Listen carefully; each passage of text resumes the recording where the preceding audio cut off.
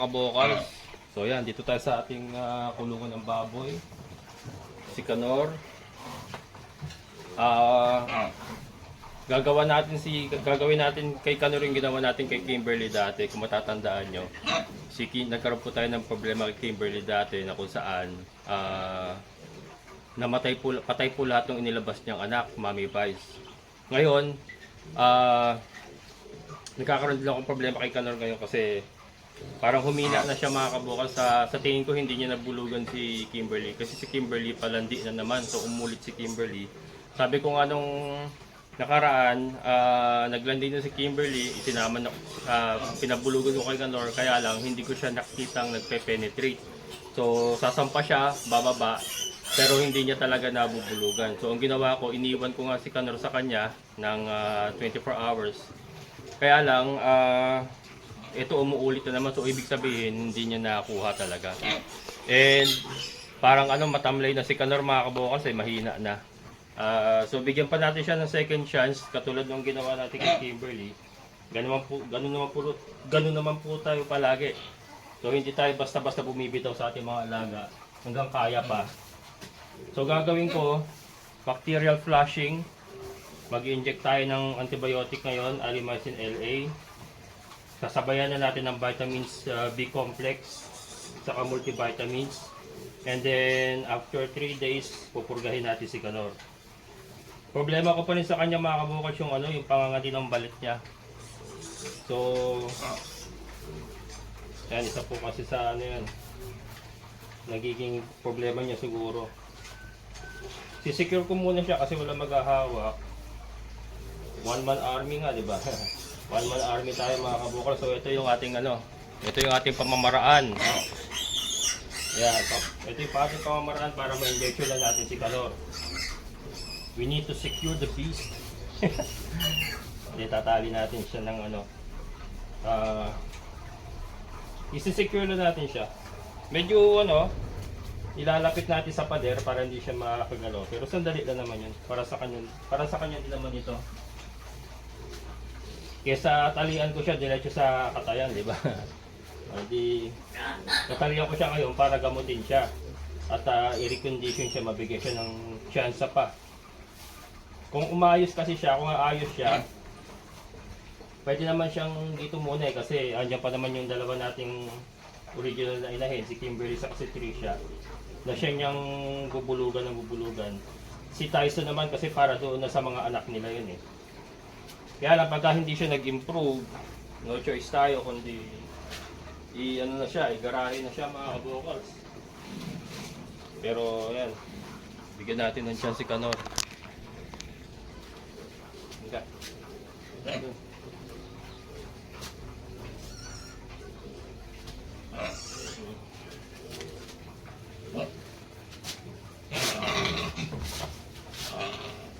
Kita.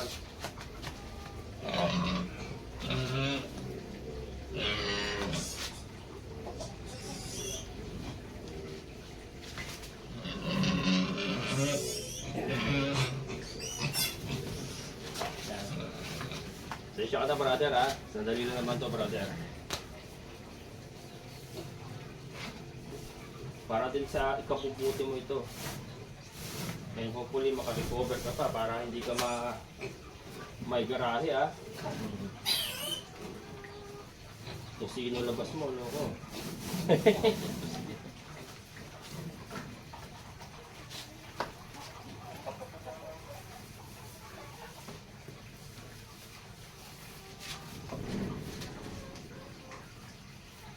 Yan, ganyan mga kabukas ang technique ko para ma-secure siya, hindi siya makagalaw habang nagtuturok tayo.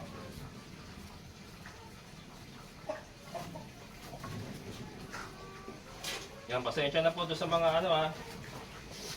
animal advocate, lang po ito. Sandali lang naman.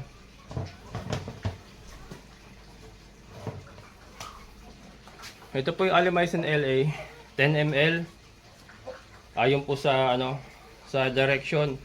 Pagka pig kasi full grown 10 ml. So babawasan ko lang yung kasi napakahaba ng Napakahaba nung karayom. So babawasan natin. Itong takip niya, puputulan natin. Pak. Yan, di ba napakahaba? Nanginginig ako.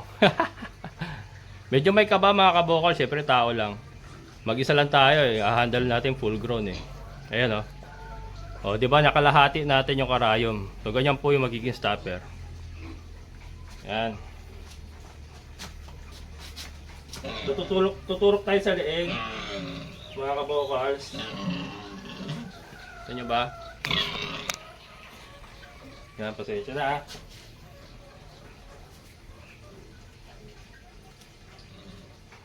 Take the shot.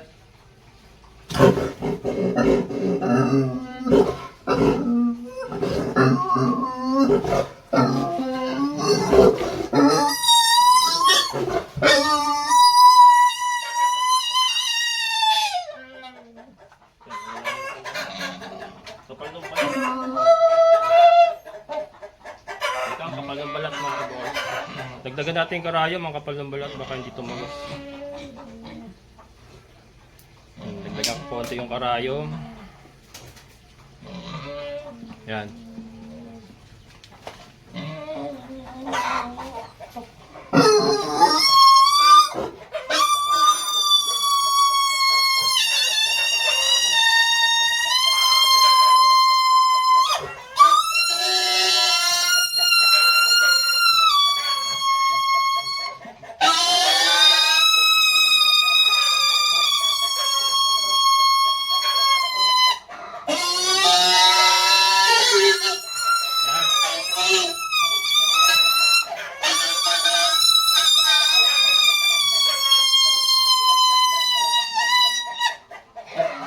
Successful yung antibiotic. Ito naman yung vitamins B12,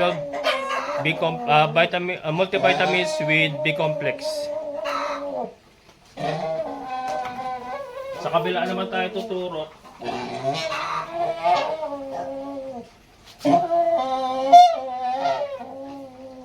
Hindi, ano na lang siguro. Baka umano siya eh. Baka gumanon siya, matiinan niya itong hiligila. Pero dito na lang ulit, pero iuurong natin konti. Hindi sa the same spot, pero uurong natin konti dito sa mga.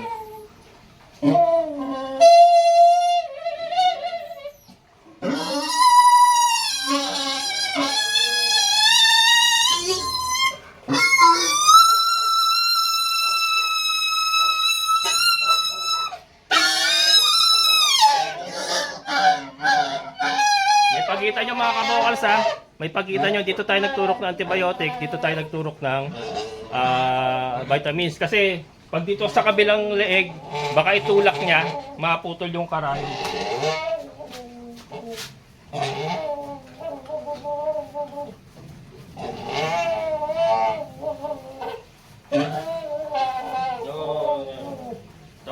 Tapos na. Tapos na. Tapos na.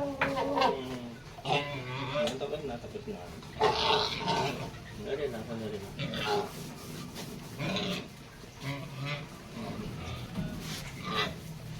Tapos na. Mabait pa naman to si Kanor mga kabukals. Kaya ano, pagka hindi siya umubra, hindi siya umigi, no choice tayo. We need to send him to the retirement. Pagawa na to sino. Hindi kasi ang mga bibili lang naman ito yung mga ano, yung mga ganun eh. Hindi naman natin ito may bebenta na regular. Saka ano, ito halos hihingi na lang ito mga kabukals eh. Si Basha nga, di ba? Saan ba yung biniyaran sa akin? 2,000 lang yata eh. Wala stick na yan. So, yun. After 3 days, pupurgay naman natin siya. Ivermectin ang ibabanat ko. Isang napakahirap ding i-inject yung ivermectin sa kanya. Kasi, ano mga kabokals, napakakapal ng balat niya. Ito yung balat niya mga kabokals. Parang ano, gulong na sasakyan. Parang gulong na sasakyan mga kabukals yung balat niya. Armor. Para siya naka-armor mga kabukals.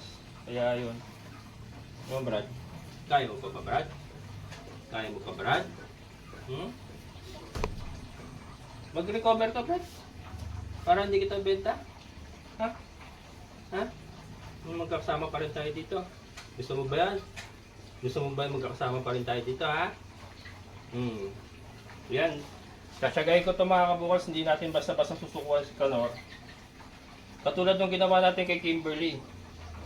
Diba nga, yung nagkaroon tayo ng problema kay Kimberly, nagsangguni tayo sa Citybet, ang advice sa akin, pakatay ko na raw. Kasi nga, mami pies yung mga anak niya lahat. Sabi sira na daw yung pagka ganun, wala na raw kwentang gawing inahin. Pero nakita niyo naman, very productive si Kimberly. At huling anak nga niya, 10, di ba? Maganda. So ito si Canor kasi mga kabukals, kung nasubaybayan niyo po si Canor, di ba? Kaya nga Canor ang ipinangalan ko dito eh. Kilala niyo ba si Canor? Kilala niyo naman siguro si Canor kung sino yun. Kaya nga Canor ang pinangalan ko dito kasi napakatindi nito mga kabukals bumulog. Talagang pagpasok pa lang ng pintuan.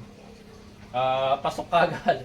Pero ito mga yung mga huling bulugan niya na, yung nawala na yung kanyang nawala na yung kanyang agimat.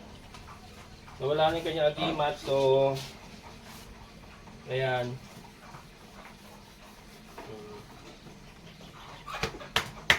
Tigas ang tigas mga kabukals. Dahil so abangan niyo mga kabukals ang kung may sasalba pa natin si Canor. Hopefully magamit pa natin, makarecover pa. Ayan. Hindi ka na. Kakain. Kakain ha. Brad. Teka. Ano Brad? Kaya mo pa ba? Kaya mo pa ba? Kaya pa raw mga kabukals, kaya pa raw. So yan. Sana maayos natin si Canor para hindi natin siya kailangang ialis muna. Napakabait naman niya mga kabukals, mabait yan. Kaya lang yun nga, na. Hindi ko kasi sigurado kung yung sa pagkakakuha ko. Kasi galing to doon sa isang kaibigan natin na lechonero na may mga baboy po na na pakawala lang, gala lang. Minsan nga daw nanganganak. Ito parang ipinanganak lang daw ito sa kawayanan ba. Tapos nakikita lang niya yung mga baboy niya lumalabas na may kasama ng mga anak. So siya, wild siya, parang wild. So nung nakuha natin to, hindi natin alam talaga ang edad niya, kung ilang taon na siya. And since native nga siya, so yung laki niya nung time na nakuha natin, hindi natin alam kung ilang buwan na pa talaga siya kasi since native nga, matagal nga lumaki ang native. So maaari po kasing medyo thunders na rin siya. Hindi naman thunders kasi naman to nakuha natin ito more or less nasa 15 to 18 kilos siya. So kaya lang yung buwan, kung ilang buwan na siya noon, hindi natin alam. Kaya lang may mga baboy naman kasi na barako na talagang matagal. Si George Boy daw, Wonder Boy natin mga kabukals nung hindi lang siya tinamaan na ASF, malakas pa yun matindi pa yun yun, matanda na rin yun. Matanda na rin, tumanda na rin sa atin yun. So ito lang. Sana makuha natin sa bacterial flushing at saka sa pagpurga. And then continuous yung vitamins natin, bibigyan natin lagi ng vitamins sa kanyang pagkain. Kahit siya lang muna. Kondisyon natin siguro itong mga hopefully kasi landi si Kimberly ngayon ayan landi si Kimberly, ayan nakatayo lang permis palandi yan pagka ganyan ito yung mga anak niya laki na nito mga kabukals, nakita nyo ba ang laki na nito nakakalipat. Harangan ko nga rito harangan ko, nakakalipat dito tapos bumabalik din sila, ang galing. Pag magpapakain ako, sa sobrang excitement nila, nakalilipat dito tapos babalik doon sa kabila. Galing ayan. So yan po yung huling anak ni Canor ito mga kabukals. Nakita niyo man ang gaganda nung kinalalabasan ng anak niya kay Kimberly, anak niya kay Kimberly yan. So 10 nga ito tinira natin yung 7 babae na gagawin nating inahin. na ano naman yan, na siya namang ito ang gagawin natin barako, si Tyson. Ayun po si Tyson, mga kabukals. Tyson, the Wonder Boy. Yan, si Tyson, mga kabukals. So, hindi nagbabago katawan, no? Ay, sorry, hindi rin. Ayan, no?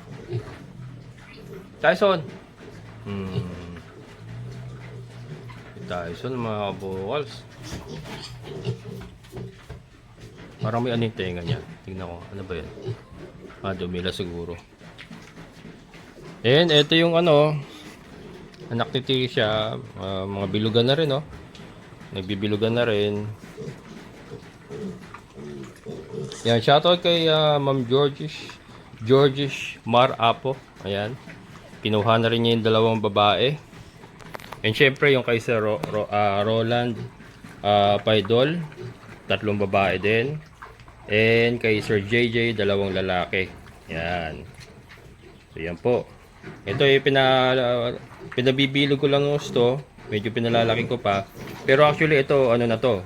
Buhay na ito, pwede na itong idiretso pakainin lang na hiwalay sa ina. Kaya lang hindi ko pa winawalay kasi nga wala rin tayong paglalagyan. Yung area kasi na yon intended for chopping ko ng mga Madre de Agua. So since hindi pa naman nalalaspag si Trisha, hindi naman nagsusugat yung kanyang dede. So sabi ko, dito lang muna sila. Hindi naman niya inuubos yung ipinapakain natin sa mga anak niya na pre-starter. Madilim. Ayan. Dede na naman sila. Kaya ang maganda kasi dyan, may access pa rin sila sa dede. Kahit na lalaki na, hindi na nga magkasya. Hindi na magkasya. Laki na nila. Yan. Yan, shoutout po doon sa 3 may-ari. Yung matitirang 3 lalaki, ipapatining na lang natin tapos bebenta natin sa tunan. Si Kanor naman, hindi natin may bebenta sa lechonan niya, mga kabukals. Walang tatanggap niya kasi nga maanggo na yan. Gawa ng barako nga. Maanggo na po yan. So ang pinagbebentahan natin dyan yung may kumukuha niyan. Talagang kumukuha lang sila ng mga barako, yung mga inahin. Yan. Ang ko doon, hindi ko na sigurado. Pinoprocess nila. Process meat na lang ang ginagawa dyan siguro. Kaya nabanggit ko kanina yung tosino. Process meat na. Kasi hindi naman na pwede lechonin niya, maanggo yan. Baka iba to sa kanila ng customer na. Ang anggo. Mapanghim, mga kabukals, ang karne ng barako. Ayan.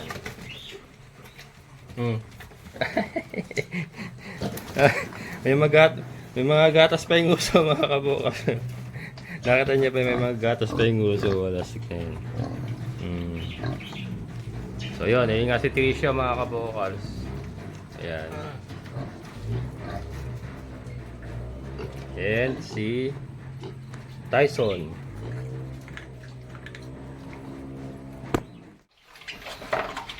Ayan. Magana naman kumain si Conor, mga kabukals. Magana naman siya kumain.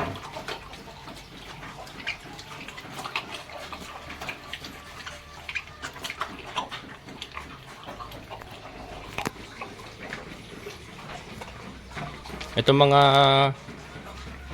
sila yung mga gagawin natin inahin, kumain na kanina yan. Nauuna sila kumain Nauna sila. Mga baboy na talaga, mga kabukals. Ito pinakamalaki. Si Mayora.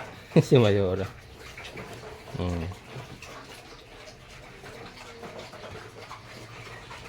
Yan, pupurgahin ko na uli ito. Para sila lalong gumanda katawan. Ayan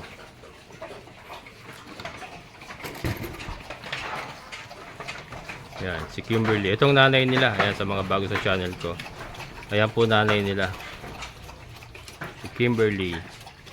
Ayan po yung hindi natin sinukuan noon na sabi nga ipakatay na lang kasi wala nang kwenta. Pero yun, nakita nyo ng mga anak niya, oh. Napakaganda. 10.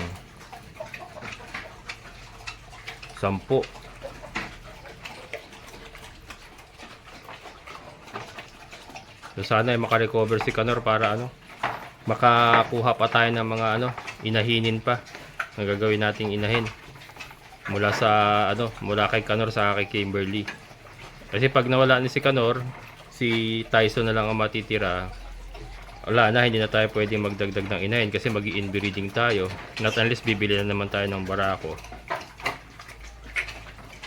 So sana kaya nga pinipilit kong maayos si Kanor para makahirit pa tayo ng sumasalo na po. Yan sir, ma'am. Sumasalo na po yung mga anak ni Tricia. Pero kumain na kanina yan. Nauna rin silang kumain ng na pre-starter. Binibigyan ko na kagad dyan sa umaga. Tapos mamaya uli mga bandang alas 2. Tapos sa gabi. Yan, 3 times a day. Hanggang sa lang po, hanggang sa mapaganda lang natin sila hanggang sa ma-release, ganon. Pero ito, yung gagawin natin mga inahin, twice a day na lang to, umaga sa kahapon na lang po yung mga yan. Pero yung kumbaga yung maximum na kaya nila ubusin.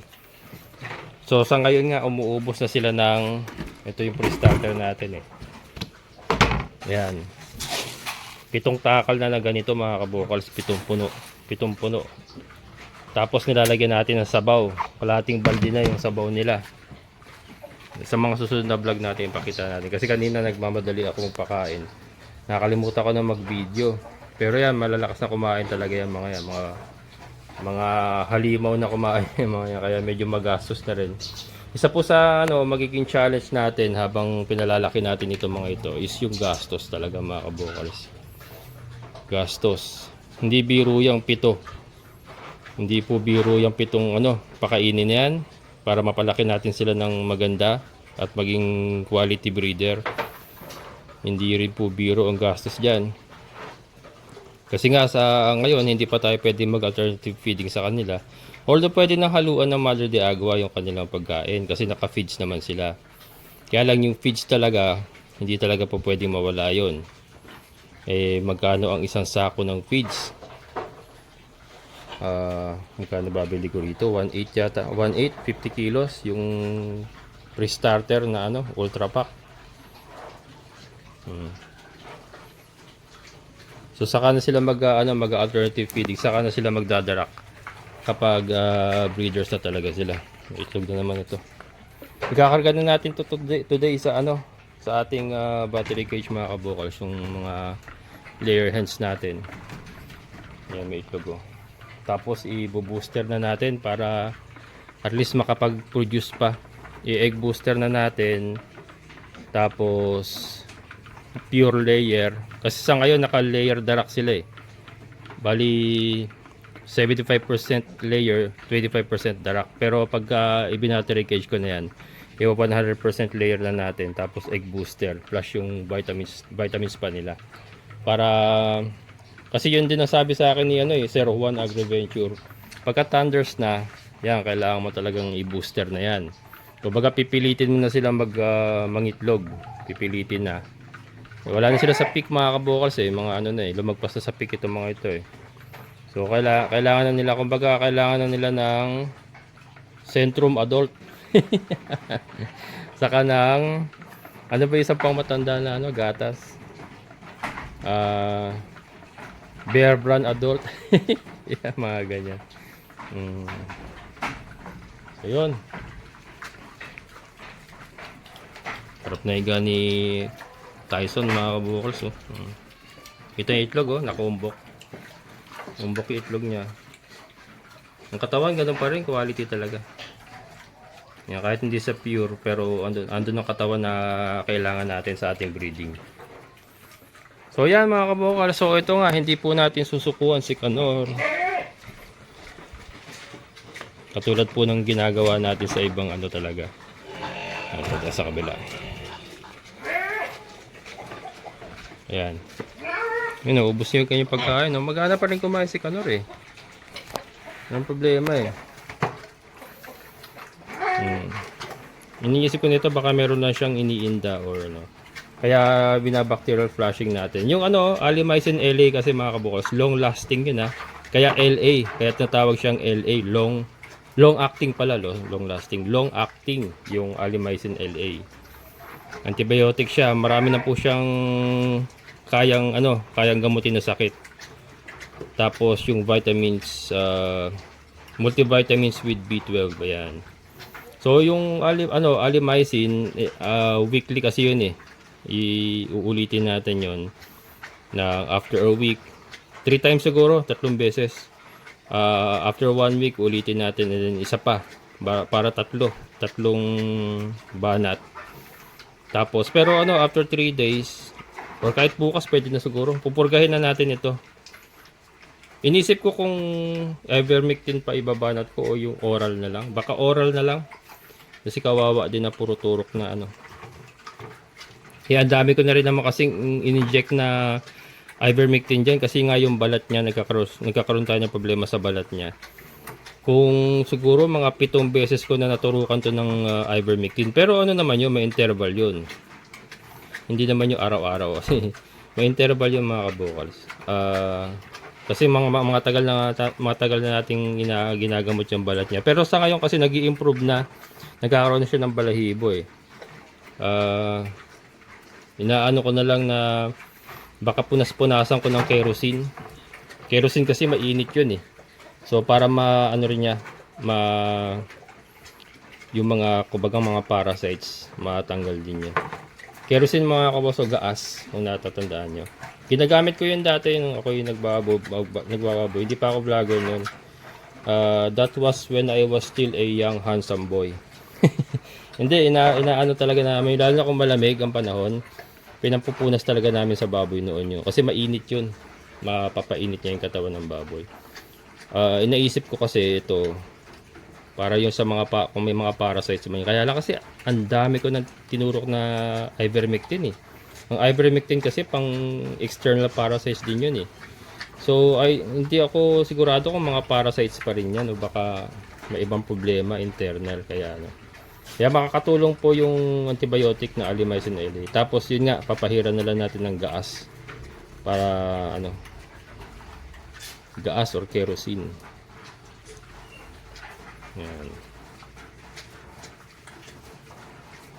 Yan si Kanor mga kabukal. So abangan nyo po ang journey ni Kanor. Makakasurvive ba si Kanor sa laban na ito? Kasi nga ilalaban natin siya. Makakasurvive ba siya, mananalo ba siya, or matutusino ba siya? Ganon ang abangan natin mga kabukals. Pero ako talaga gusto ko pang maisalba siya. Kasi nga, gusto ko pang magdagdag ng inahin na manggagaling sa kanya. So yan mga kabukals, hanggang dito na lang. Maraming salamat sa inyong muling pagsama. Amazing na buhay.